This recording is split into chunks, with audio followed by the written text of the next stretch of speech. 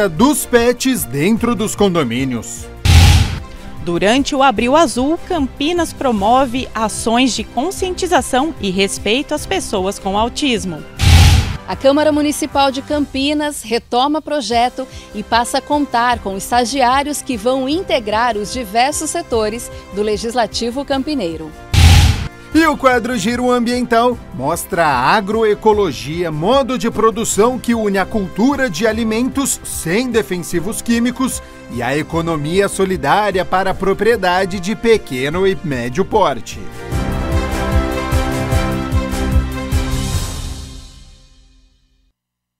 Estes são os destaques de hoje. Boa tarde para você que está acompanhando. Começa agora o Jornal Câmara Notícia ao vivo nesta quarta-feira, 2 de abril de 2025, meio-dia mais 4 minutos. Muito obrigado pela sua companhia, pela sua audiência e participe, mande a sua mensagem. Vamos conversar pelo número do nosso WhatsApp. 19 é o nosso DDD, para você que é de Campinas e região, pode ir direto no número que aparece aqui embaixo da sua tela, 978293776. Ou você tem a opção de enviar esta mensagem pelo nosso QR Code, estou apontando aqui para ele, com a câmera do seu celular também apontada, já aparece uma mensagem na sua tela. O WhatsApp da TV Câmara Campinas, você aperta e pode mandar o seu elogio, uma crítica construtiva, o que você quer assistir aqui no nosso telejornal. E sem perder tempo, vamos acionar a nossa equipe que está na rua, porque hoje é o Dia Mundial de Conscientização sobre o Autismo. Aqui na cidade de Campinas, durante todo o mês, diversas ações vão ser realizadas. E a repórter Ana Paula Meneghetti está na Praça José Bonifácio, no Largo da Catedral, com mais informações, com convidada. Então seja bem-vinda e boa tarde, Ana. Olá, Gabriel, uma boa tarde para você, uma boa tarde para todos que acompanham a programação da TV Câmara Campinas. Exatamente isso, Gabriel, serão diversos eventos ao longo deste mês, voltado aí para as famílias dos autistas e também para os autistas aqui de Campinas. Para falar mais sobre esse assunto, eu converso com a secretária de Desenvolvimento e Assistência Social aqui de Campinas, Vandecleia Moro. Vandecleia, uma boa tarde para você, obrigada pela sua participação aqui conosco no Câmara Notícia. Vamos começar então contando um pouquinho, né, para o pessoal de casa. Esse evento, né, todo esse evento foi aberto com essa caminhada aqui na 13 de maio, é isso? Olá, boa tarde a você, boa tarde a todos. Esse é um mês em que nós temos várias ações que buscam conscientizar sobre o autismo. Então, concomitante a essa caminhada que nós temos aqui realizada por uma das entidades cofinanciadas pelo município, que é a da Camp, nós estamos tendo também uma ação lá no Parque das Águas. E assim será durante o mês todo. Parceria entre as famílias, entre a sociedade civil organizada, entre o poder público, reunindo a sociedade para que a gente discuta isso, para que a gente leve mais informações e tendo informações a gente gera empatia, gerando empatia a gente gera respeito. Essa é o slogan da campanha. Então aqueles que desejam acompanhar, quero saber o que vai ter mais, como que eu posso me envolver. No site da prefeitura tem toda a programação, mas especial, a gente chama a todos para estar no dia 6, lá no Parque do Taquaral, que a gente vai ter a caminhada das famílias, onde todos estaremos reunidos, chamando a atenção para esse momento tão importante. E secretária, qual que é a importância, né, do município estar envolvido nessa data, nesse mês, né, o Abril Azul? Qual que é a importância dessas ações? A importância principal é dar visibilidade ao tema e também falar de políticas públicas que já existem e que a gente pode divulgar. Então nós temos na gestão do nosso prefeito Dário o Centro de Referência da Pessoa com Deficiência que faz o atendimento, temos o Cordão do Autismo, temos ainda outros parceiros, além de vagas para pessoas com deficiência nas entidades cofinanciadas. Então a gente tem 210 vagas de atendimento, onde a pessoa e a família é acolhida. Para além disso, é dialogar sobre a importância da rede de apoio, o quanto é importante que nós possamos fortalecer as famílias, fortalecer as redes de apoio. Isso só é feito com união de esforços, então nós estamos promovendo junto, e isso é importante dizer, é a família junto com a sociedade organizada, junto com o poder público. Essas ações, secretária, serão muito assim, importantes, né, para essas pessoas, para essas famílias, até pela questão do acolhimento. O nosso objetivo principal de cada ação, seja a ação realizada pela sociedade civil, pela família ou pelo poder público, é dar protagonismo às pessoas com autismo e aos seus familiares, para que a gente possa de fato incluí-los e a gente ter uma sociedade justa, inclusiva, com conhecimento. Sem informação não é possível que a gente consiga ter o respeito. Então levar informação, conviver junto e que a gente possa ter uma cidade cada vez mais inclusiva. Exatamente isso. E lembrando que é uma data mundial, né? Tamanha a importância desse tema. Esse tema ele é tão importante que ele nasceu com o Dia Mundial do Autismo, já conscientização sobre o autismo, dia 2. Mas é o mês inteiro que se torna azul, é o mês inteiro que a gente está falando sobre esse tema. Secretária, muito obrigada pela sua participação. Eu que agradeço e vem com a gente no dia 6, lá no Parque Taquaral. Gente, nós estivemos aqui também um pouquinho mais cedo e eu conversei com a coordenadora da ADACamp, que é a Associação para o Desenvolvimento dos Autistas em Campinas. Vamos conferir. Daniele, qual que é a importância dessa ação, especialmente hoje, que é o dia, né, de conscientização mundial sobre o autismo? É conscientizar mesmo as pessoas, né, de que existe, né, esse público TEA, que eles precisam de ser ouvidos, precisam de ser respeitados, porque como eles não têm a característica física, muitas vezes eles sofrem muito preconceito. Então hoje é um dia que nós estamos tirando a mais, né, porque o nosso trabalho dia a dia é de inclusão e realmente de levar a informação. E que esse dia fique marcado e que as pessoas possam realmente entender que existe público TEA e que eles possam entender. E quem quiser mais informação é só entrar na nossa página da ADACamp, né, no Instagram, adacamp.campinas, e conhecer um pouco mais do nosso trabalho. Só reforçando então, Gabriel, que qualquer informação sobre essas ações, esses eventos que se estendem aí ao longo do mês de abril, a população pode acessar o site da Prefeitura de Campinas. Eu volto com você aí no estúdio. Ação muito importante realizada aqui na cidade de Campinas na manhã desta quarta-feira. Quero agradecer a nossa repórter Ana Paula Meneghetti e também a disponibilidade do tempo da Vandecléia Moro, né, secretária municipal de Desenvolvimento e Assistência Social, pelas informações. E ao longo de todo este mês, aqui na nossa programação da TV Câmara Campinas, nós vamos falar sobre autismo. E olha só, notícia importante sobre o transporte da cidade, viu? Porque a Prefeitura de Campinas disponibilizou agora há pouco a minuta do edital para a licitação da concessão do transporte público coletivo convencional. A partir de agora, são contados 92 dias de consulta pública que vai ouvir a população, você que está nos acompanhando, além das manifestações pelos sites. A INDEC vai disponibilizar urnas para o recebimento de sugestões nos terminais urbanos Campo Grande, Central, Barão Geraldo, Ouro Verde. E após este período de 92 dias, o edital vai ser consolidado com as sugestões pertinentes e publicado. Então, serão 45 dias úteis para que as empresas ou consórcios interessados na licitação elaborem as propostas. Terminado este prazo, os envelopes vão ser abertos com o ganhador da licitação. A gente segue acompanhando também esta notícia. Bom, vamos seguir aqui com as notícias da metrópole. Você que está nos acompanhando, sabia que neste período que nós estamos de declaração do imposto de renda, é possível destinar até 6% para entidades assistenciais de Campinas? A partir de agora, é o Câmara Serviço.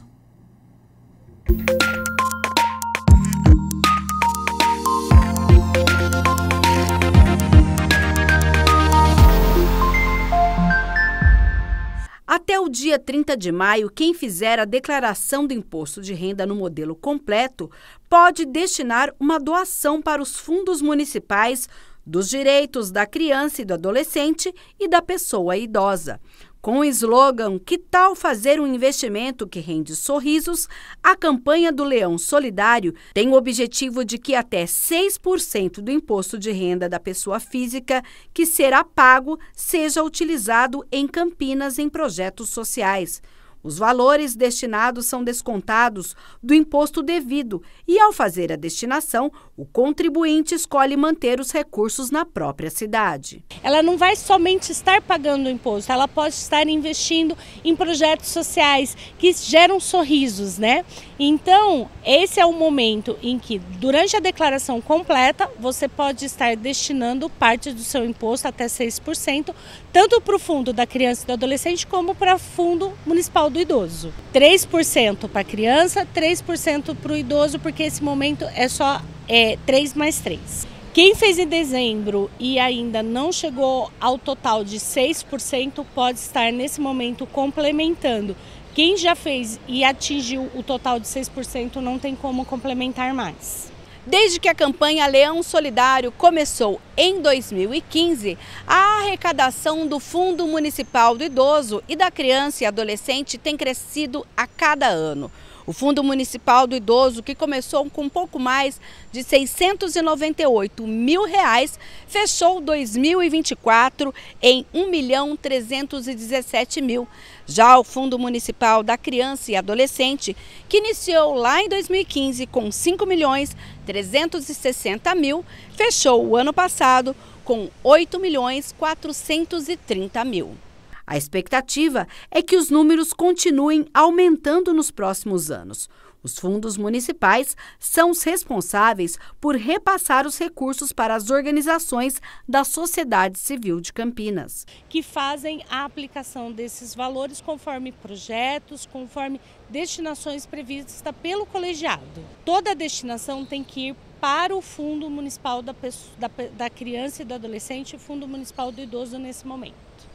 A campanha segue até o fim de maio e busca mobilizar não apenas os contribuintes, mas também contadores e profissionais da área tributária que podem orientar os seus clientes sobre a destinação. E a população pode acompanhar para onde vai o montante arrecadado. Os sites de ambos os fundos, eles têm a parte de transparência, né? Então, o Fundo Municipal do Idoso, o FMPIC, o Fundo Municipal da Criança e do Adolescente, o FMDCA, eles têm a página deles dentro do site campinas.sp.gov.br e lá você vai ter as prestações de conta mês a mês apresentado pelos fundos.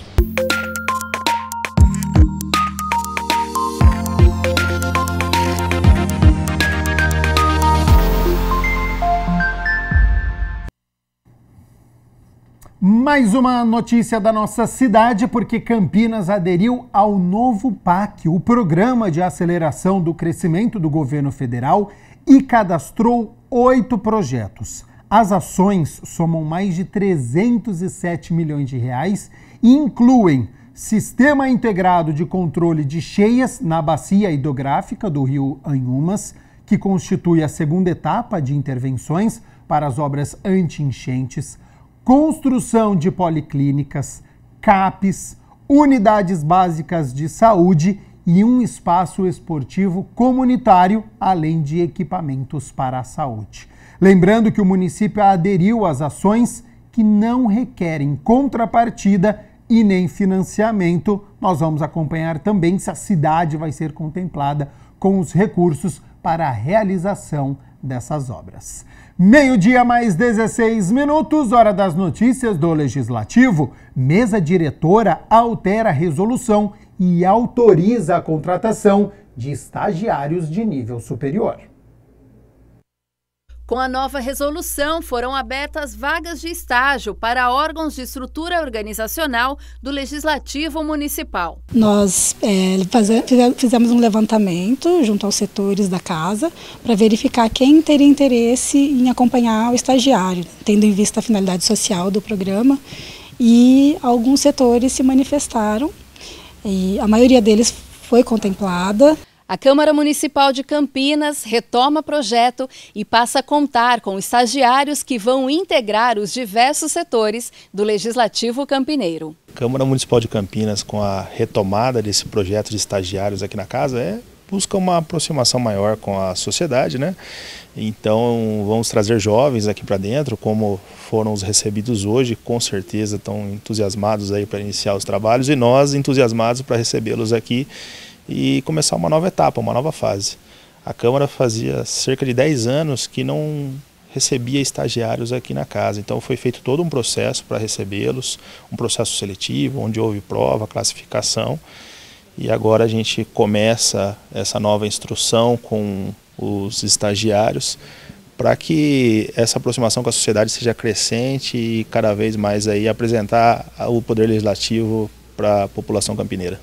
Um total de 10 vagas foram distribuídas entre os setores de assuntos legislativos, comunicação institucional, TI, gestão documental, infraestrutura e serviço, materiais e patrimônio e escola do Legislativo. A gente espera assim, o estágio ele seja uma parte bem mais prática, porque tudo é muito teórico, então a gente já começa a ficar procurando como que vai ser assim mais na prática. O estágio é justamente essa experiência, né, que a gente passa o curso inteiro esperando, principalmente para quem começa mais tarde também. Então, agora é aprender mais toda essa parte prática, como que funciona mesmo, colocar a mão na massa, né? É uma experiência maravilhosa, assim, uns novos ares, adquirir experiência e vai ser incrível. Acho que vai ser uma experiência bem agradável e vai agregar tanto como ser humano quanto minha carreira profissional. E mesmo sendo uma vaga de estágio, há quem veja como uma oportunidade para um futuro mais promissor. A expectativa é muito boa, principalmente que meu coordenador já vi que é uma pessoa muito boa, já tem muita experiência na área e muitos anos de casa, e então vou aprender muito com ele para futuramente vir desenvolvendo e fazer concursos na área para que eu possa integrar o corpo da Câmara ou da Câmara ou da Prefeitura de Campinas. A segunda reunião da Comissão Permanente da Mulher apreciou e votou 2 projetos de lei e também promoveu um debate sobre ocupação feminina. A violência esteve no centro do debate, que foi presidido pela vereadora Mariana Conte e contou com a participação das vereadoras Fernanda Souto, Débora Palermo e Paola Miguel. A Comissão Permanente da Mulher da Câmara Municipal de Campinas esteve reunida pela segunda vez neste ano para a discussão de 2 projetos de lei e um debate sobre ocupação feminina. A vereadora e presidente da comissão, Mariana Conte, conduziu os trabalhos que tiveram a participação das vereadoras Débora Palermo, Fernanda Souto e Paola Miguel. A questão da violência, que é um tema urgente na nossa cidade. Nós sabemos que a violência de gênero, a violência contra as mulheres, ela pode ser prevenida, combatida. O feminicídio é o ápice de um ciclo de violência e que nós podemos interferir e é responsabilidade do Estado interferir. O item 1 da pauta foi discutido e colocado em votação sobre o parecer favorável do projeto, que prevê a criação da Procuradoria Especial da Mulher no âmbito da Câmara Municipal de Campinas, de autoria das vereadoras Guida Calisto e Paola Miguel. A Procuradoria também vem para fortalecer esse debate que a gente faz sobre a segurança das mulheres dentro dos espaços da Câmara Municipal e dentro dos espaços de representação. Eu voto favorável também nesse entendimento de que um grande ganho sobre as políticas públicas para as mulheres é a política especializada. Quando a gente está falando da violência de gênero, da violência contra a mulher, da violência política de gênero, nós estamos falando de uma violência e agressões e negação de direitos muito específicas e, portanto, é necessário que tenha políticas especializadas e a Procuradoria da Mulher também está dentro desse conjunto, desse rol de políticas especializadas. Então, também o voto também é favorável. Então, por maioria, a Comissão da Mulher aprova esse projeto. O item 2 da pauta discutiu e votou o parecer favorável da vereadora Paola Miguel ao projeto de autoria da vereadora Débora Palermo, que institui o Programa de Procedimentos e Defesa Pessoal no âmbito da cidade de Campinas. Mais um projeto que tem o intuito de preparar a mulher para se defender de possíveis violências. Não só como defesa pessoal, mas desde a organização do ambiente, como ela organiza a sua casa, um cômodo seguro, preparação de rotas de fuga, telefones de emergência, nós temos hoje o botão do pânico, que ela pode fazer a ligação e a Guarda Municipal ter uma ação urgente, né, o programa Guarda Amigo da Mulher, grupos de apoio e aulas de defesa pessoal para as mulheres que desejarem, né, participar e ter mais esse instrumento de defesa contra a violência. Mais uma vez, as vereadoras tiveram consenso na apreciação do mérito. Eu sugeri o parecer favorável a esse projeto, porque eu acho que é uma iniciativa importantíssima para a gente conseguir ter e implementar na cidade de Campinas enquanto política pública e não só atividades pontuais. 4 votos favoráveis, o projeto está aprovado. Uma coisa que eu acabei de me lembrar, que na ocasião quando eu apresentei o projeto, Débora, eu apresentei inclusive para ser no contraturno escolar. E aí eu acho que foi exatamente esse ponto que sofreu resistência. Então é uma coisa a se pensar, né? Criado o programa de fazer articulação com as escolas, né? A gente começar a criar uma cultura para que as mães criem seus filhos, dizendo que a mulher não é um produto deles, né? Não é uma propriedade deles. E que as mulheres também saibam se portar dessa forma para que não ocorra tanta violência, tanto feminicídio, quando há uma separação aí, os homens, infelizmente, não aceitam e acabam por cometerem crimes aí contra as suas parceiras. Após as votações, a reunião debateu as ocupações das mulheres na cidade de Campinas. Eu tenho certeza absoluta que muitas dessas mulheres que foram mortas ou fortemente espancadas, se tivesse uma noção, pelo menos, rota de fuga, como diz a Débora, né, uma noção de como é que pode se defender, elas talvez não estariam, né, perdido a vida. Então penso que esse é um instrumento também que pode fortalecer muito, né, a vida das mulheres, que eu acho que esse é o nosso grande eixo. Eu queria agradecer, assim, em primeiro lugar, o apoio durante esses 2 anos de ocupação das vereadoras, principalmente a Mariana, a Paola, a Guida, e eu sei que a Fernanda também já vem nos apoiando, assim, agora a Débora, e como é importante, inclusive, a gente, de fato, fazer essa disputa de dentro, né, do sistema. E é isso, assim, nem as vereadoras estão imunes à violência de gênero, porque a gente sabe que essa é uma sociedade que, de fato, foi fundada a partir disso.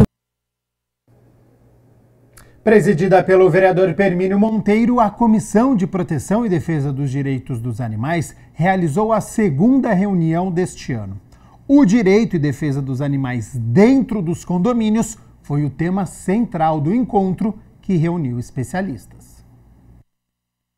A Comissão Permanente de Proteção e Defesa dos Direitos dos Animais debateu durante a 2ª reunião ordinária o tema Direito Condominial, Defesa e Bem-Estar Animal. O presidente da comissão, o vereador Permínio Monteiro, recebeu no plenário da Casa de Leis a advogada Alessandra Bravo, especialista e referência nacional em direito condominial e defesa animal. É importante trazer essas pessoas que têm esse conhecimento jurídico da legislação da causa animal e também da legislação de condomínios. Hoje o convívio dos animais e condomínios são constantes, muitas pessoas vivem em apartamentos, condomínio fechado e têm os seus pets. E é importante saber dos direitos e deveres. Condomínios mais antigos sempre tem a questão a proibição de animais. E como que a gente vai proibir animais de estimação, sendo que os animais fazem parte do convívio familiar? E hoje o judiciário já aceita a questão da família multiespécie, que é formada por pessoas com filhos humanos e não humanos, ou somente não humanos. E tanto que hoje, né, num divórcio, numa dissolução de união estável, nós temos a questão até de alimentos, guarda e visitação dos animais. E quando eles estão nos condomínios, eles são também proprietários daquele imóvel, juntamente com o seu tutor ou inquilinos, né? E eles residem e têm que ter seus direitos preservados e garantidos, o que nós não vemos na prática. Outros convidados ligados à causa animal também participaram do debate, como o presidente da Associação Amigos dos Animais de Campinas. A ONG, que iniciou suas atividades na década de 80, mantém mais de 2.000 animais de diversas espécies. A gente sempre tem problema dessa natureza das pessoas, dos condomínios, tratarem os animais como se fossem invasores, como se eles fossem problema. Eles não são problema, fazem parte da família multiespécie. Eu já deixo aqui uma sugestão até para o vereador fazer colocar uma lei, um projeto de lei, que dê o direito das pessoas alimentarem os animais comunitários em áreas públicas, praças e também áreas comuns dos condomínios, desde que entre ali conversando e coloque comedouros. Em 2016, minha mãe caiu da arquibancada do Concórdia no jogo Brasil-Japão de basquete. Ela caiu e faleceu. E, após isso, fiquei 3 anos com depressão e síndrome de pânico. Após adotar minha cachorrinha Julinha, comecei a frequentar Largo São Benedito todos os dias. Aí eu percebi que a minha depressão e o meu síndrome de pânico estava espaçando, estava diminuindo, até que sumiu de vez. E aí comecei a dedicar a causa animal, a partir daí.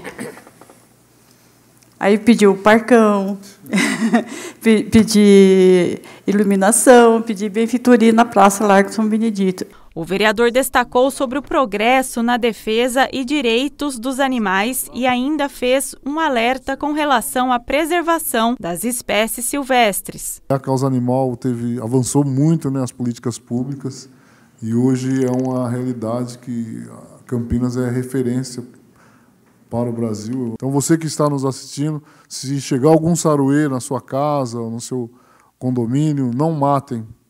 Podem ligar para a gente, no nosso gabinete, pode nos procurar através das redes sociais, que nós vamos dar um jeito de resgatar.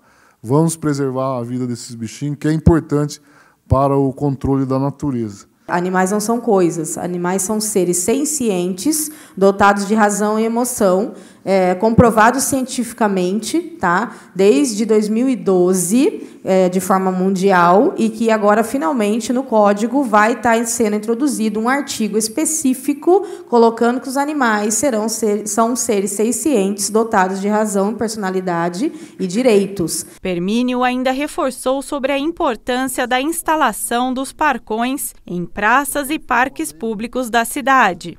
É importante levar os parcões para os bairros, principalmente depois da pandemia, onde as pessoas não saíam de casa, ficavam reclusos. E hoje as pessoas estão convivendo mais, voltando à normalidade, graças a Deus. E é interessante, Flávio Lamas, doutora Alessandra Brau, que quando a gente vai no parcão é muita alegria, porque a gente vê senhoras, vê crianças, né, vê os animais, tudo interagindo. Quantos parcões você já viu deteriorado ou que as pessoas destruíram? Nenhum. Nenhum. Então, para a prefeitura, é manter a grama aparada, aquilo ali, a limpeza, as próprias pessoas vão deixar limpa, porque ela não quer deixar estragado ali para os seus animais, né? Então, isso é muito importante. Nós temos, na verdade, esses 20 parcões, nós temos 20 recuperações de áreas que estavam degradadas. Eu fico muito feliz de ter essas pessoas participando, e isso daí contribui e traz um ganho muito grande para a causa animal na cidade de Campinas. A segunda edição do Caminhando Juntos contra a Discriminação reuniu praticantes de religiões de matrizes africanas pela valorização da cultura e homenagem de personalidades. A vereadora Paola Miguel foi a autora do evento, que contou com a apresentação de canções e contação de histórias. A Câmara dos Vereadores de Campinas, por iniciativa da vereadora Paola Miguel, promoveu a segunda edição do evento Caminhando Juntos. Caminhando Junto, ele vem depois que uma lei é aprovada no governo federal, né, de reconhecimento do dia 21 de março, né, como sendo o dia das religiões de tradições de matriz africana e contra a discriminação, que já era uma data reconhecida pela ONU. Né, e Nações do Candomblé. É uma grande honra representar a Secretaria de Cultura e Turismo de Campinas e estar ao lado de todos vocês nessa celebração tão significativa. O trabalho que vem sendo realizado neste evento é fundamental para valorizar as casas de tradições de candomblé, a forma como conseguimos unir forças e lutar contra a discriminação é um exemplo do que podemos conquistar juntos. A respeito da discriminação, é absurdamente ridículo tudo isso que acontece. a respeito de não respeitarem nossas casas de candomblé ou casas de Ifá é um absurdo. Por quê? A palavra candomblé significa culto aos orixás através das energias da natureza. Água, fogo, terra, ar. Então, a partir do momento que isso ocorre, estão desrespeitando as leis da natureza que eles mesmos utilizam. O evento é uma oportunidade de reconhecer toda a dedicação e o impacto positivo que as personalidades têm na vida dos filhos e irmãos de fé, e contou também com a presença de autoridades políticas, como o deputado federal Alfredinho e o vereador Josa Queiroz, de Diadema. A gente homenageia, né, zeladores, pais, mães, babalorixás do candomblé no dia de hoje, entendendo que muitos deles abriram caminhos para que a gente estivesse aqui, seja dentro do movimento negro, seja dentro das próprias casas, e como ainda nós precisamos ser resistência. Muitas casas relataram, inclusive, os ataques, relataram o acolhimento, relataram o amor. E quando a gente pensa no candomblé, nas religiões africanas no modo geral, é tudo isso que a gente sabe que acontece. Eu bati na porta dele para pedir 1 litro de leite, ele me deu uma caixa. Eu estou só abreviando. E muitas outras coisas. Eu não tive nem calcinha para colocar e ele me deu. Tá? Então, ele não é o meu zelador. Ele, primeiro, é o meu amigo, a pessoa que me acolheu, sem saber ao menos nem quem eu era. Depois, ele foi o meu pai, ele é o meu zelador e ele é o meu babalaô. O direito à manifestação religiosa no Brasil está previsto na Constituição e, no caso das religiões de matrizes africanas, está diretamente ligado à cultura ancestral e à luta do movimento negro. O sangue negro corre, né, nas terras, nas construções de todo o Brasil, mas principalmente na cidade de Campinas, que foi a última cidade do mundo a libertar o povo escravizado. Então, diariamente, a gente precisa reconhecer os espaços onde a população negra foi excluída e agora luta tanto para poder ocupar novamente, como é a Câmara Municipal de Campinas. Para a vereadora, o evento é uma forma de compartilhar a cultura do povo ancestral. Com a cultura a gente consegue fazer crítica, fazer acolhimento, a gente consegue mostrar história, trazer tradição, né, sem ter que fazer um embate. Mas se for necessário a gente também faz o embate, né, porque a gente sabe que infelizmente ainda tem muita intolerância e muito racismo religioso. Isso é o axé, isso é a macumba. É festa, é a cultura do povo que formou esse chão, é a união dos povos originários dessa terra, dos povos indígenas e do povo preto, escravizado, que hoje, depois de anos de luta, tem um respiro para ser feliz. Atravessei o tronco, árvore de memória.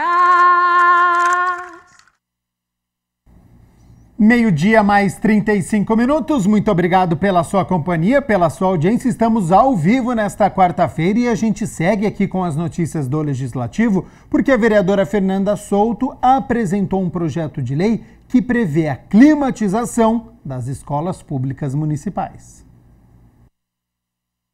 O projeto de lei de autoria da vereadora Fernanda Souto, que institui o Plano Emergencial de Adaptação Climática na rede de ensino municipal, precisa ser aprovado em plenário em 2 votações e sancionado pelo prefeito. Entre as adaptações previstas para as unidades de ensino infantil, fundamental 1 e 2 e também para aquelas do ensino de jovens e adultos, está a implantação de ar-condicionado nas salas de aula, mesmo naquelas já equipadas com ventiladores. No projeto a gente coloca essa questão do ar-condicionado, porque muitas vezes se justifica que existe a climatização adequada pelo uso de ventiladores. A gente sabe que isso não é mais suficiente, dadas as condições de temperatura que nós estamos vivendo na cidade. A gente tem professores e estudantes que mandam para a gente medições de temperatura dentro da sala de aula que chega a 42 graus. Muitas escolas têm janelas que não abrem totalmente, então o ar não circula. Então, mesmo tendo um ventilador dentro da sala de aula, não circula o ar, não tem renovação desse ar dentro da sala de aula. E a temperatura, ele tem um impacto muito pequeno para garantir o controle térmico, o conforto térmico. Então, os ventiladores, eles são uma ferramenta importante, mas para a instituição do plano, a gente defende a instalação do aparelho de ar-condicionado nas unidades, porque é isso que vai garantir uma regulação térmica verdadeiramente adequada. A vereadora salienta que as crianças e os adolescentes vivem grandes períodos do dia nas unidades escolares, por isso a medida deve ser emergencial. Estamos vivendo altas temperaturas, uma onda de calor importante em Campinas. A gente sabe que na nossa cidade as consequências do aquecimento global, elas estão sendo sentidas literalmente na pele da nossa população, e nós temos uma situação muito crítica, especialmente nas escolas, nas unidades de saúde. Nós temos recebido muitas reclamações de trabalhadores da educação, de gestão das escolas, de famílias, porque as escolas, nesse período do ano, com essas altas temperaturas, elas estão se tornando ambientes insalubres. Então, nós fizemos visitas a algumas escolas até o momento, já para verificar essa situação, e a gente viu que não se trata de uma questão pontual. Infelizmente, é uma questão estrutural. De acordo com a proposta, o município também deve incluir a readequação estrutural de prédios nas instituições de ensino público. E, infelizmente, isso tem um impacto muito grande no aprendizado e também no trabalho. A gente está vendo que tanto os estudantes estão sofrendo, quanto os trabalhadores estão com dificuldade de ministrar as aulas, os outros trabalhadores de concluir as suas atividades nas escolas. E por isso nós apresentamos esse plano. É um plano que prevê que a Prefeitura deve garantir a climatização adequada nas unidades de ensino do município. Então, todas as escolas que estão sob a administração do município de Campinas, da Prefeitura, deve ser garantido uma climatização adequada com a instalação de aparelhos de ar-condicionado nas salas de aula, nas secretarias, nas salas dos professores, todos os ambientes necessários. Mas para isso também é necessário garantir uma reforma em muitas escolas que não têm hoje uma rede elétrica que consiga comportar a instalação desses aparelhos. A matéria prevê ainda a implantação de sistemas e técnicas de reuso da água para reduzir os gastos hídricos nas escolas municipais, conjuntos de uniformes compatíveis com o verão ou com o período de altas temperaturas, entre outras medidas. Distribuição de protetor solar, nesse momento é importante, garantia de água refrigerada, são medidas que são urgentes e necessárias para garantir um conforto e possibilidade de ensino e de aprendizado nas escolas. Segundo os estudos da plataforma UbiVerde, citados no projeto, Campinas é uma das cidades mais vulneráveis do interior de São Paulo aos efeitos das ondas de calor. A tecnologia permite observar a quantidade de cobertura vegetal, temperatura, distribuição de praças e a vulnerabilidade ambiental nas cidades. No estado, a metrópole ocupa a 4ª posição entre as cidades mais vulneráveis. Diante disso, Fernanda Souto defende que o projeto seja discutido com a comunidade e votado com urgência na Câmara. Dada a questão do período que nós estamos vivendo, é necessário que seja feita uma tramitação em urgência. Nós estamos conversando, apresentando o projeto para os vereadores, debatendo também com a comunidade, porque a intenção não é só deixar esse projeto aqui dentro da Câmara. Nós queremos mobilizar a comunidade escolar, as famílias em torno dessa defesa. Também é um projeto para isso, para repercutir essa luta da comunidade escolar e das famílias. Vereadora Mariana Conte, através de um projeto de lei complementar, pede a criação da política de climatização ecológica e arborização urbana para as escolas públicas de Campinas.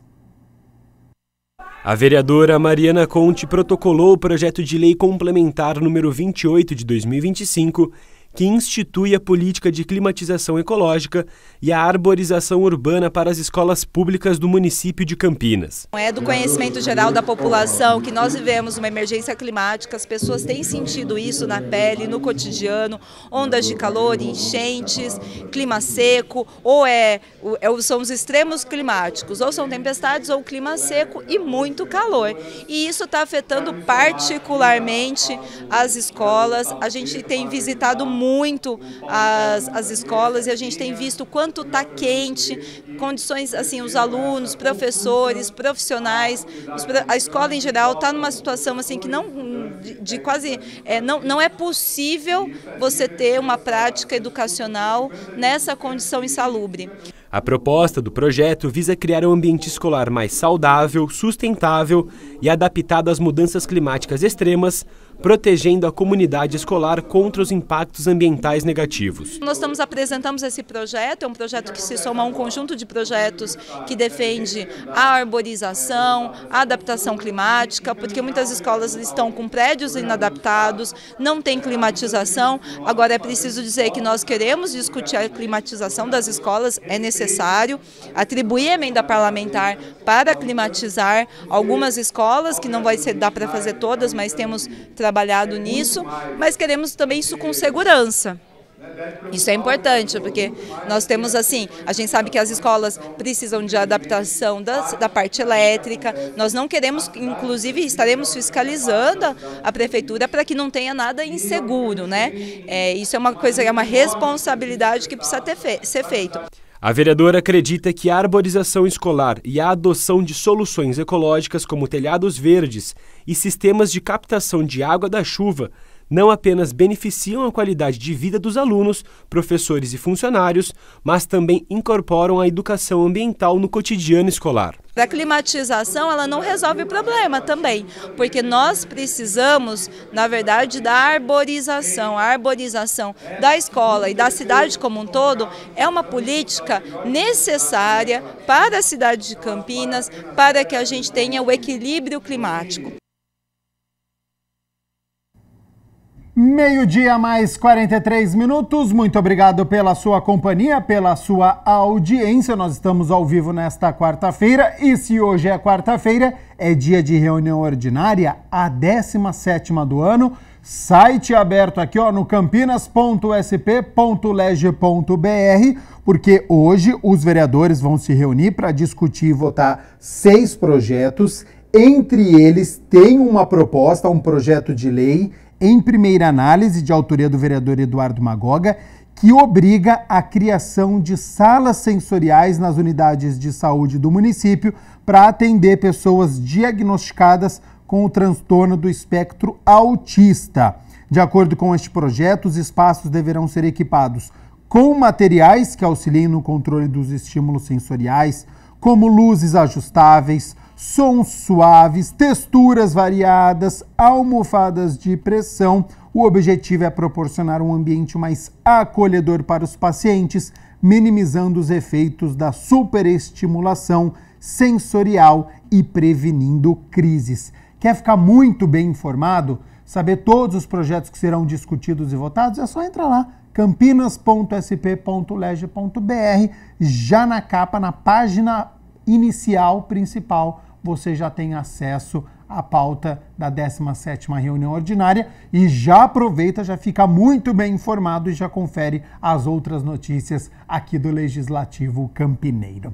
12h mais 45 minutos, a gente segue com o Jornal Câmara Notícia, falando agora sobre agroecologia, um modo de produção que une a cultura de alimentos sem defensivos químicos e a economia solidária para a propriedade de pequeno e médio porte.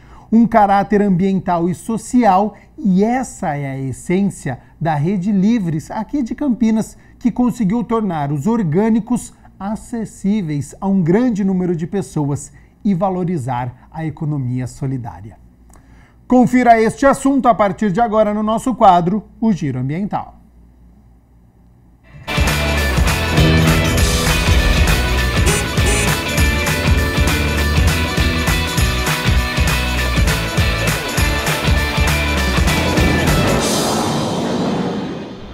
E no Giro Ambiental de hoje a gente vai falar sobre uma prática que é um movimento social e aqui em Campinas um caso concreto de economia solidária. A gente vai falar sobre agroecologia e o nosso convidado, Arley Medeiros, é um dos coordenadores do Livres Agroecologia, já está aqui com a gente.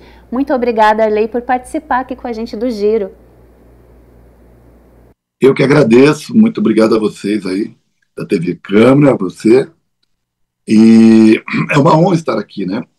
Primeiro, para falar desse tema, um tema tão atual e um tema tão importante que é a agroecologia, porque nesses tempos de crise climática, a agroecologia é uma solução, né?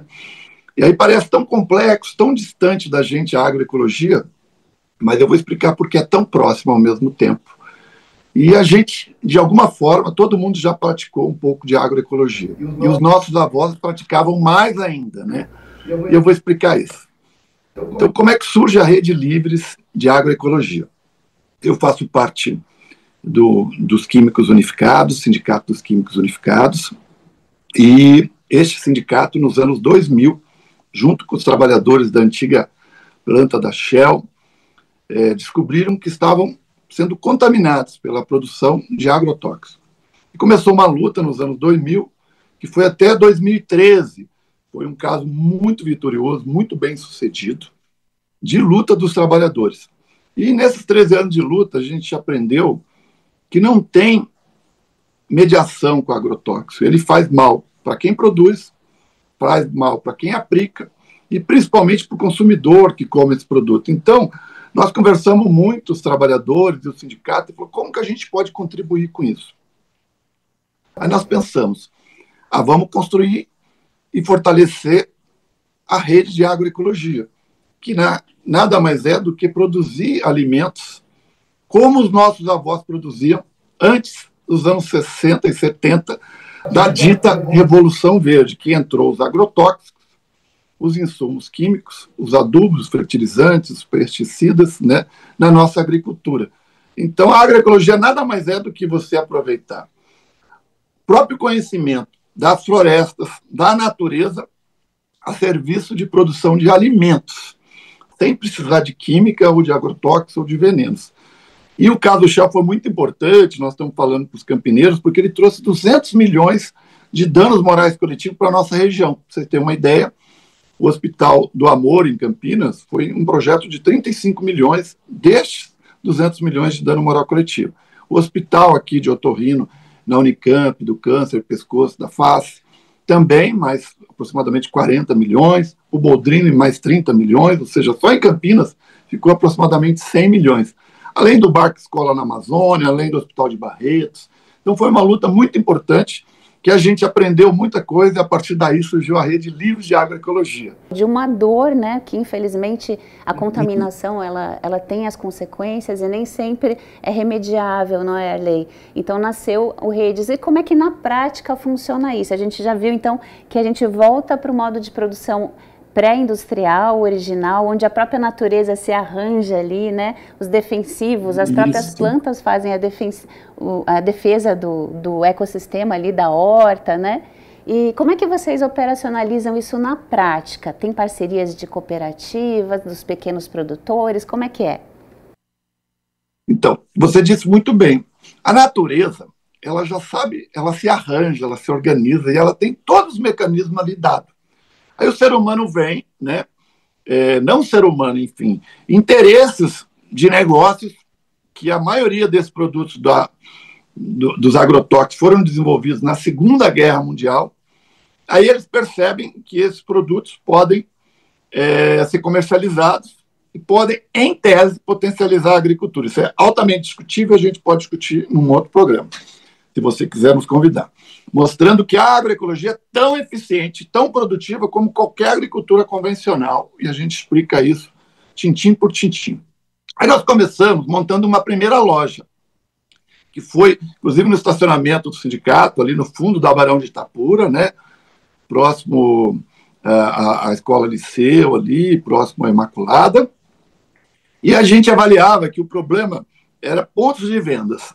Então, se a gente tivesse uma loja na cidade e pudesse trazer os produtos da agricultura familiar, do campo, da agroecologia e orgânico para a cidade, a gente ajudaria. E aí a gente constatou que o problema é muito maior, porque o capitalismo não tem um interesse em ter essa cadeia de agroecologia e de orgânicos ainda estruturada. Ela existe, mas por boa vontade de algumas pessoas que fazem isso, né? E hoje está crescendo, né? O próprio sistema capitalista está vendo como um grande negócio e está começando a entrar. Por quê? Porque muita gente já descobriu que não precisa se contaminar para se alimentar e está buscando alimentos saudáveis, sem veneno, sem agrotóxico. Então a gente montou a loja, mas percebeu que só a loja não bastava.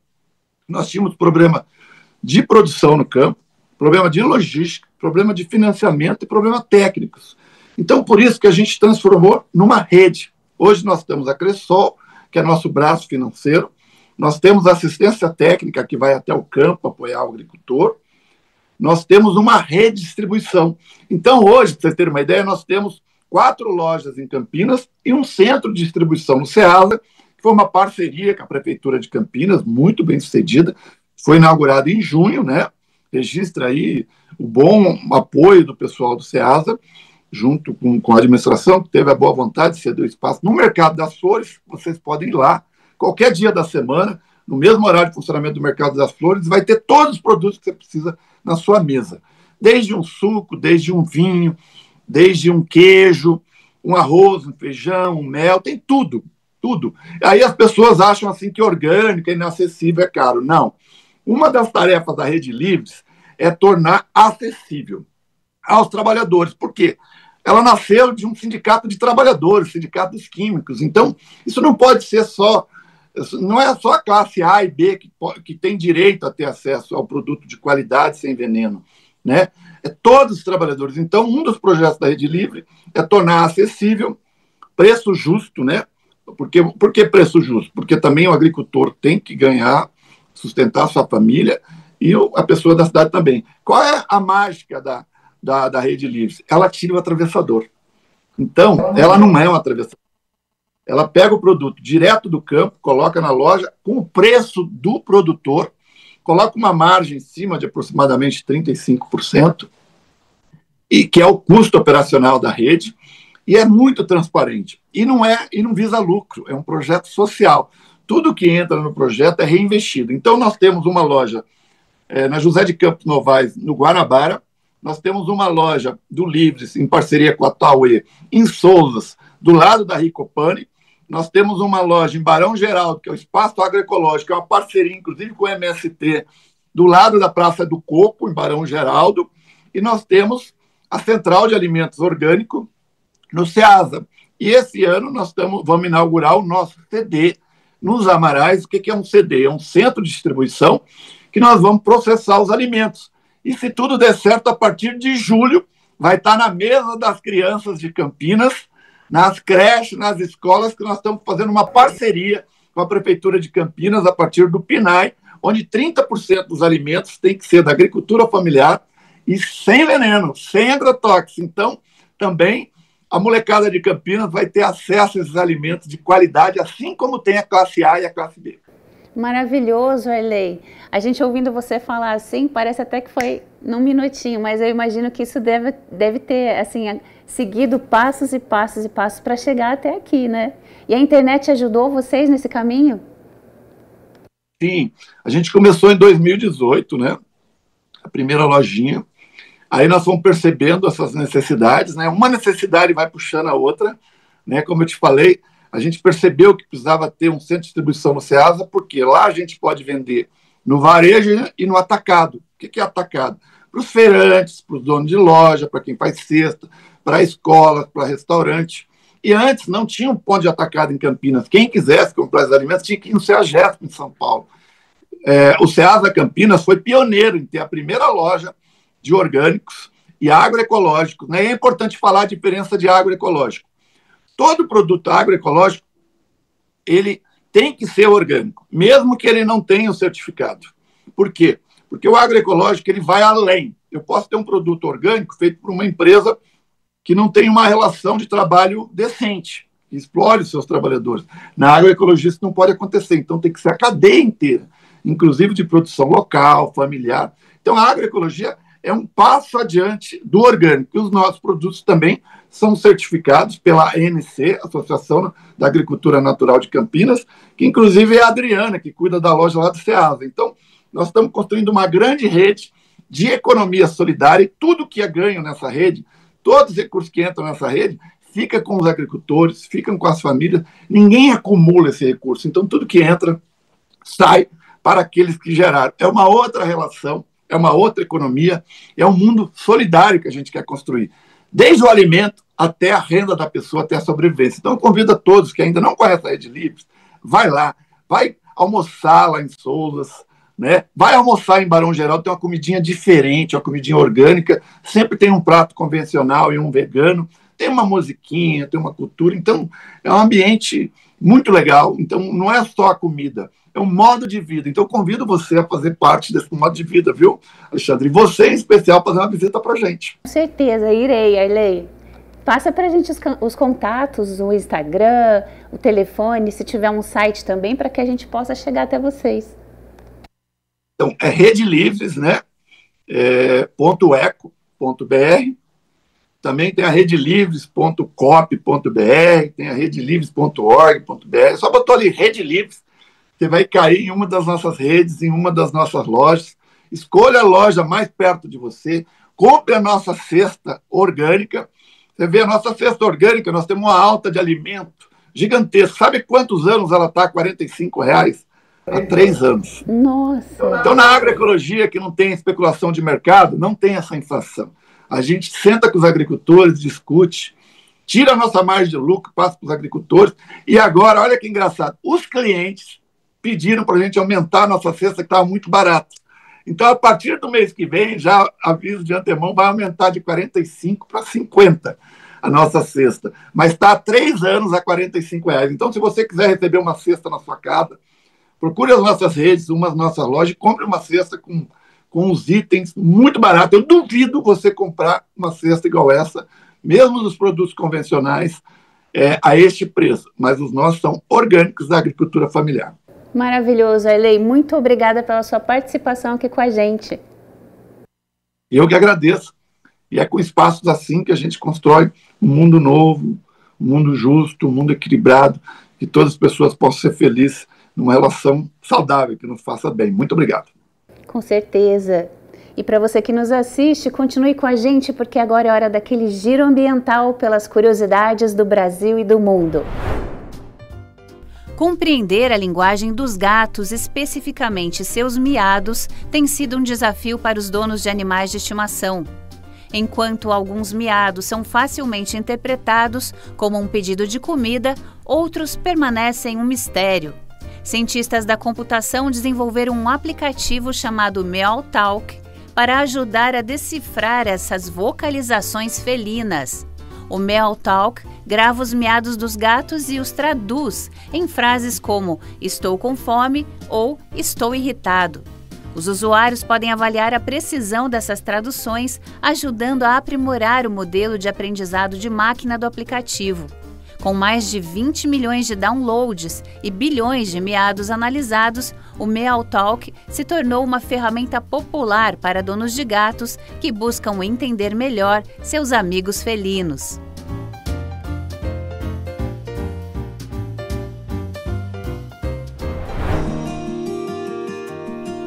Os fervedouros do Jalapão, no Cerrado Brasileiro, são nascentes kársticas, com aparência única, diferentes de outras fontes semelhantes no mundo. A água de rios subterrâneos brota do solo, criando uma espuma de areia fina e rosa, proporcionando uma sensação de flutuação semelhante a nadar em champanhe. Apesar do nome, a água dos fervedouros é fria e não termal. O Parque Estadual do Jalapão, criado em 2001, é uma área remota e pouco conhecida do Brasil, com cerca de 162 mil hectares. Localizado no norte do Cerrado, a maior savana da América do Sul, o Jalapão separa a Amazônia da Mata Atlântica e oferece paisagens únicas, como os fervedouros, que atraem turistas em busca de experiências naturais autênticas.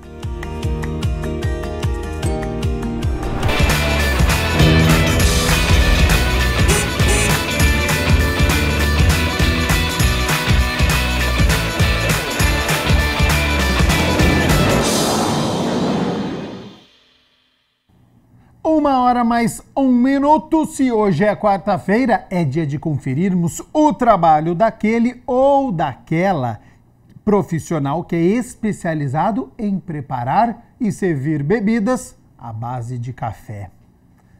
Barista no Se Liga na Profissão.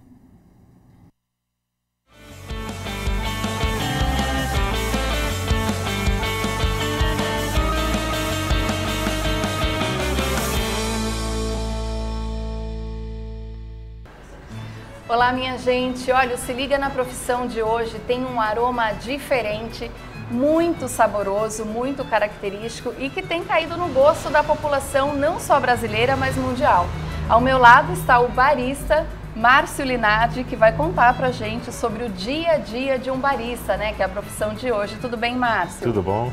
Márcio, conta pra gente, essa profissão tem ganhado cada vez mais espaço, né? O cafezinho, né, ou o pretinho, como popularmente ficou conhecido no Brasil, já não é mais só aquele cafezinho coado, né? Ele tem um espaço mais gourmet agora, né? Sim. O universo do café ele se expandiu bastante. Temos novas opções de produtos, novas opções de casas. E o barista acabou ganhando aí um protagonismo um pouquinho maior desses últimos anos aqui no Brasil. Foi na década de 90 que o profissional barista começou a ser reconhecido. Ou seja, quando surgiu a terceira onda do café e as cafeterias especializadas. A gente ouve muito falar sobre o bartender, né? O bartender é o cara que prepara drinks, por exemplo, numa balada, numa festa. O barista, a especialidade dele, o foco dele é o café? Sim, totalmente o café. São não só o café em si, como os grãos, os tipos de grãos, notas, etc., mas como as técnicas de extração também. São várias técnicas, cada café vai oferecer uma técnica diferente. Aqui, por exemplo, a gente tem o café expresso, nós temos o V60, a prensa francesa, coar, que é um método brasileiro. Então, o barista ele se especializa nesse tipo de função. E aí, assim, esses formatos de fazer café, você comentou, né, que tem uma prensa francesa, é isso? Sim. Como que é esse café? Bom, a prensa francesa é um método que, na verdade, é italiano, não é nem francês. Mas ele é um método que a gente coloca o café em infusão e a gente trabalha com pressão. Então, a gente empurra o êmbolo e empurra o pó do café para baixo e o líquido do café sobe. É só uma das técnicas de extração do café. Quais são as outras técnicas e qual você sente que é mais procurada aqui no seu estabelecimento? Bom, existem N técnicas de extração do café, existem algumas mais populares. Por exemplo, no Brasil se popularizou muito uma técnica que chama V60. É uma técnica de coar o café, ele usa um filtro de papel e é um método que acaba entregando o café um pouquinho mais equilibrado entre as suas notas, nada se sobressai muito. É um café que realmente traz um equilíbrio um pouco maior para o cliente. Então, uma técnica que se popularizou mais, principalmente desse mercado de café especial. Quando você fala, né, que entrega as suas notas, essas notas a gente pode considerar como outros aromas ou outros frutos que foram adicionados no café, seja na plantação, na hora da colheita? Como que é essa parte? Bom, a saborização do café é uma técnica diferente do que se consegue, por exemplo, com as notas no trato do café em si. Não existe nada assim oficial ou algo que possa falar hoje, definir hoje como que se saboriza um café. Mas a preferência, principalmente aqui no Brasil, são por sabores e aromas que são conseguidos tanto na colheita, quanto na seleção do grão, quanto na secagem ou até numa eventual fermentação do café. Então essas notas são conseguidas no processo, desde a colheita, da escolha do tipo da planta, até a secagem, a torra e a moagem do café também. O café ele tem também algo parecido, por exemplo, com as bebidas, né? Vamos pensar na cerveja artesanal. Tem aquele café que ele tem um sabor mais leve, né? Um paladar mais leve. Tem uns que parecem ser mais concentrados. Tem essa variedade também. Sim, eu acredito que o barista ele tem até essa função de mostrar para o cliente que a variedade é muito grande de aromas e sabores. Como eu falei, esses aromas são conseguidos na escolha do grão, na escolha do método de extração do café. Então existe um universo muito grande hoje de sabores e aromas que são conseguidos dentro de determinados tipos de grão e tipos de processo de extração. Somente no ano de 2010 a profissão barista foi regulamentada e desde então tem conquistado os paladares e atraído novos clientes. Eu acho que a leitura do cliente é muito importante. Quando o cliente entra na nossa cafeteria, a gente tem uma filosofia aqui que é, na verdade, de ser uma porta de entrada para quem está experimentando um café especial. Então eu acredito que a função do barista é até mais importante. Quando o cliente chega, a gente tenta fazer uma leitura rápida sobre o que ele pode eventualmente gostar. E aí sim oferecer para ele uma bebida que esteja dentro do gosto dele. Legal. Agora pensando na prática, né, no dia a dia do seu trabalho, consiste só em fazer café? Como é que é o seu dia de trabalho, Márcio? Bom, não é só o café. A gente tem toda a preparação do café para abertura. Então eu chego aqui geralmente umas 2 ou 3 horas antes da abertura do café. A gente prepara o salão, prepara a cozinha, prepara ingredientes, trabalha na parte de doces, de salgados. A gente trabalha com a máquina, faz a limpeza, a higienização dela. Então tem todo um processo por trás da abertura do café e também do fechamento do café. Então é muito mais do que só fazer café. Você acha que é um mercado interessante para quem gosta de café, quem está se interessando pelo curso de barista? Dá para arriscar, por exemplo, em restaurantes, hotéis? Você acha que é um mercado que tem procura de profissionais? Sim, tem procura de profissionais. Como eu falei, aqui no Brasil é um mercado que ainda é um pouco novo. Embora a gente seja o maior produtor de café mundial, esses cafés especiais eles são produzidos aqui no Brasil. A gente tem ainda poucos profissionais especializados que possam entregar um trabalho realmente qualificado. Bom, então, saúde, viva o café, e para você que quer saber mais sobre essa profissão, vamos agora conversar com um professor de barista. Saúde!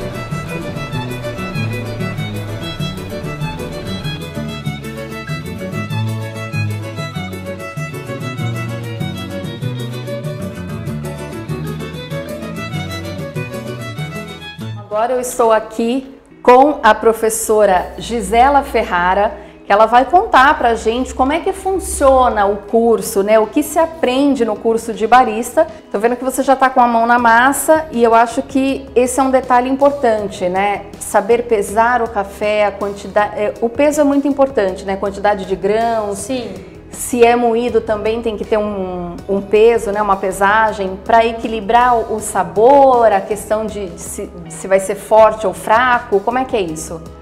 Então, o café nós temos a proporcionalidade da quantidade de água e da quantidade de pó. Por indicação, eu falo para as pessoas pegar o café em grão, porque ele ressalta, ele mantém as características sensoriais daquele café, né? Porque o café oxida se a gente deixa ele em pó, né? Ou aberto por muito tempo.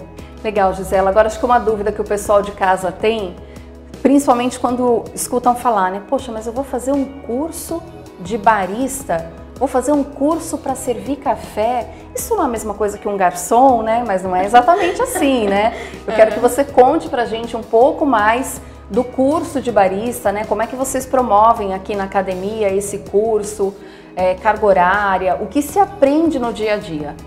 Tá certo. Olha, aqui no curso nós temos um intensivão, que eu chamo, de 8 horas de curso, né? Nós damos até cursos de barista e métodos de preparo, barista para a área do café expresso e para outros métodos filtrados de fazer o café. Nós temos diversas turmas aí, nós aprendemos desde lá a planta, a colheita, até o processo de extração e as práticas durante esse processo, né? Em relação ao plantio, à colheita, o que é ensinado? Eu começo falando para os meus alunos que o café é um fruto. Muitas pessoas não sabem que o café é um fruto. Eu explico as diferenças de espécies do café. Nós temos duas, o robusto e o arábica. 90% aí da nossa produção brasileira está no arábica, por conta das questões de manejo e tudo mais. Aí eu explico a questão da qualidade e os tipos de café. Eu explico o mercado financeiro, né, de compra e venda de cafés, principalmente focando nos cafés especiais de qualidade também. Você tocou num ponto muito importante para todo mundo que quer construir uma nova carreira, seja mudando de profissão ou escolhendo a primeira profissão, que é a parte financeira, né? Todo mundo que vai trabalhar, que vai para o mercado de trabalho, quer saber se é um mercado promissor. O café, depois que virou commodity, ele tem crescido cada vez mais, e uma coisa que vale a gente lembrar é que assim, antigamente, eu me lembro, por exemplo, acho que quando eu tinha a sua idade mais ou menos, café era coisa de velho. Ah, quem bebe café é velho. Hoje não. Hoje quem bebe café é uma coisa chique, é fino beber café, principalmente se você sabe qual café está bebendo. Isso torna a profissão barista uma profissão promissora? Sim, com certeza, principalmente para os comerciantes.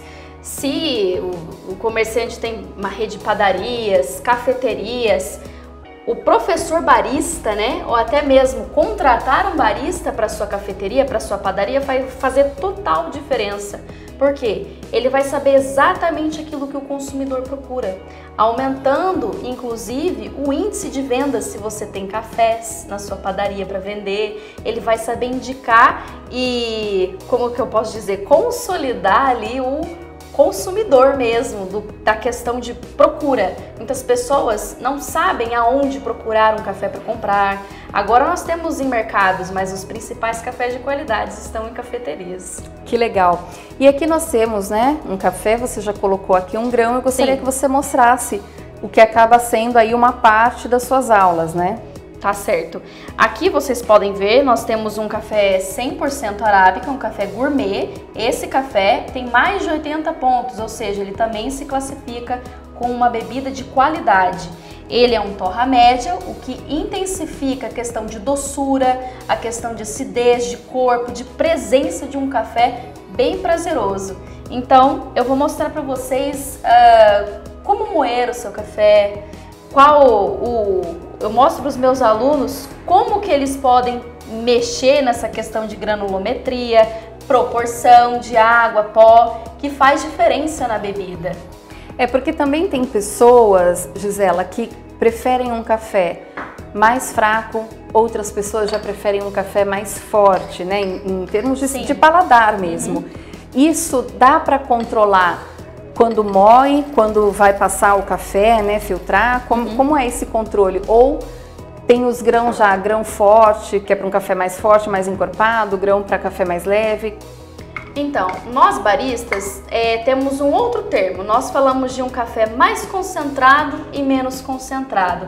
A questão de ser forte ou fraco entra também nessa proporcionalidade e também na questão da torra. Tem torras claras, que intensificam um café mais suave, mais leve, mais ácido, adocicado. E cafés que tem mais presença, eu indico comprar uma torra escura, né? Para começar a acostumar o paladar com um café de qualidade. As pessoas têm uma visão, né? O barista, ele vai sempre, ou ele monta uma cafeteria, ou ele vai trabalhar em uma cafeteria. Mas não, né? A gente tem visto que tem muitos restaurantes, hotéis, principalmente de alto padrão, que tem valorizado esse profissional. Sim, com certeza. Inclusive, dentro dos campeonatos nacionais e até internacionais, valorizam o mercado do barista, que ainda está em muita ascensão, né? Nós temos dificuldade também de mão de obra e também de procura de bons profissionais. E disso eu atesto com toda certeza. Os profissionais que eu dou o curso, eles sempre dão feedbacks muito bons quando atuam já no mercado de trabalho. Tá aí, esse foi mais um Se Liga na Profissão, Profissão Barista. E agora eu vou tomar o meu cafezinho. Saúde!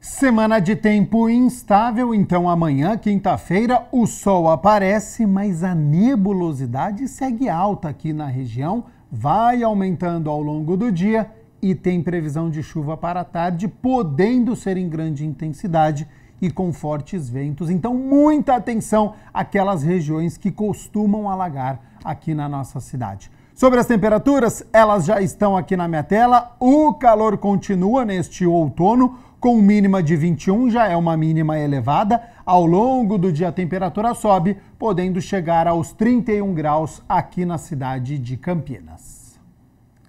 O Jornal Câmara Notícia fica por aqui. Muito obrigado pela sua companhia, pela sua audiência. Continue na nossa programação. Lembrando que hoje, quarta-feira, nós temos a reunião ordinária a partir das 6 horas da tarde, mas é uma tarde de muitas reuniões. Tem a primeira parte a partir das 5 horas da tarde. Agora também mais reuniões. Então fique aqui na TV Câmara Campinas e o Jornal Câmara Notícia retorna amanhã ao meio-dia. Até lá. Tchau, tchau.